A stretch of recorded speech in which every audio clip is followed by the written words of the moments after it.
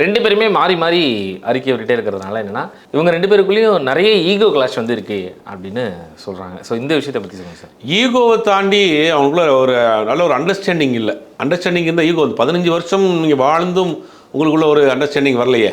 ரவியை பற்றி இன்னும் நோட்டு உங்களுக்கு தெரியும், ஆர்த்தியை பற்றி ரவிக்கு இன்னும் நோட்டு தெரியும். இருந்தும் கூட வந்து ஒரு பிரச்சனை அங்கே வருது, 3வது நபர் உள்ளே வந்துட்டாங்கன்னு ஆர்த்தி சொல்கிறாங்க. அந்த 3வது நபர் கணேஷான் தான் சொல்லி இவங்க சொல்கிறாங்க. என் வாழ்வின் ஒளின்னு இவர் சொல்கிறாரு, என் வாழ்வில் இருட்டே அவங்க தான் அப்படிங்கிறாங்க. இது மாறி மாறி மாறி மாறி சொல்கிறப்ப இவங்க 2 பேர்த்துக்குள்ள ஈகோவை தாண்டி பல விஷயங்கள் உள்ளே வந்திருக்கு. பணம் வந்திருக்கு, 3வது நபர் உள்ளே வந்திருக்கிறாங்க.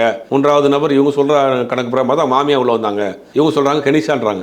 ஏதோ ஒரு வகையில் 3வது நபர் உள்ளே வந்திருக்கிறாங்க. இவங்களுக்குள்ள பண ரீதியான பிரச்சனை வந்திருக்கு, இவங்களுக்குள்ள ஈகோ ரீதியான பிரச்சனை வந்திருக்கு. அது நாளுக்கு நாள் போய் பெருசாக போய் இது பொது வழியில் வந்து விவாதிக்கக்கூடிய அளவுக்கு நீ கொண்டு வந்து விட்டாங்க.